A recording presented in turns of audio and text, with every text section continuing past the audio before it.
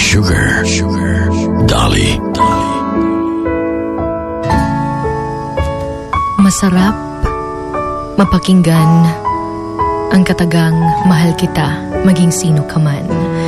Of course, we all want to be loved by someone na mamahalin nila tayo dahil kung sino talaga tayo. Hindi dahil ito yung sinasabi ng karamihan na mahalin mo siya because of siguro kung anong meron siya, kung ano yung kaya niyang ipakita, but because mahal mo siya dahil yun yung sinasabi ng puso mo. And I think that's very important, especially nowadays na marami talagang opinion yung mga tao sa atin. There are some people na nasasabing wag siya tungod kay unani-unana. May iba na naman na siya yung piliin mo tungod lagi daw kay kahit yung kaniyang buhion. Mga inanabitaw nga words nga makaingon ka na is there really love if susundin mo yung mga sinasabi ng iba? Kaya naman it's very important na kapag nagmahal ka, mahalin mo yung taong yun maging sino man siya. Yung pag-ibig na wagas, ika nga. Love nga, makaingon jud ka nga mo gini ang ako ang na-feel. Dili kay mo ay na-feel sa lain, which is very important naman talaga na dapat imuha siyang dawaton despite bitaw sa ihang kaagi before, despite siguro sa ibutang tag past niya. Pero andam gihapon ka nga mo dawat kaniya because that is pag-ibig na wagas. Yung pag-ibig na siguro alam mo na hindi man tayo perpekto, pero you are always willing to be with that person and you're willing to prove to that person that you really love him or her. And I think that's very important, no? Nga, dili man gud ta perfect. Minsan may mga pagkukulang din tayo, minsan din siguro may mga ugali tayong hindi nagmamatch sa taong mahal natin. But what's more important is that nauunawaan niya tayo. Pinapakita niya sa atin araw-araw that kamahal-mahal tayo.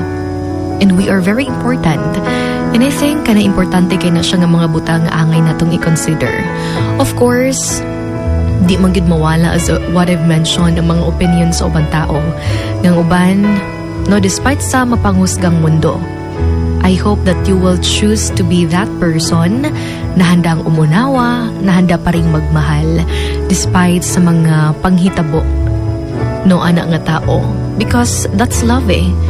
Dili ni mo manggod pwede nga.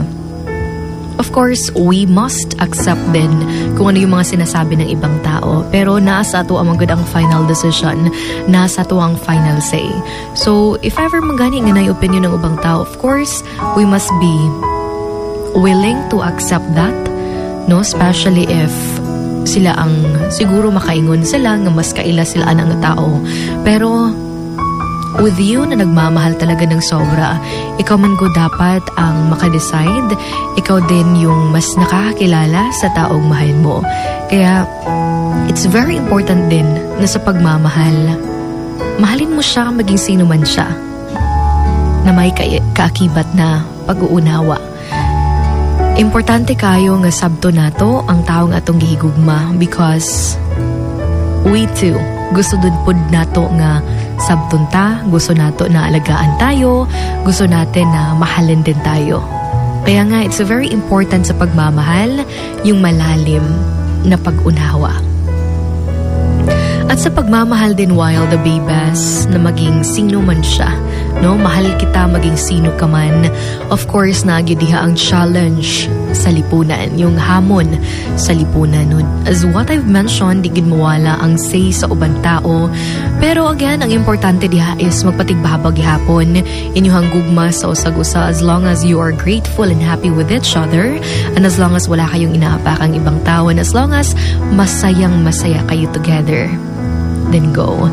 And I think that's very important. Also, importante din yung pagpapalaya po sa pag-ibig.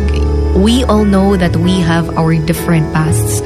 No, siya siguro may mga exes siya before, and the same with you.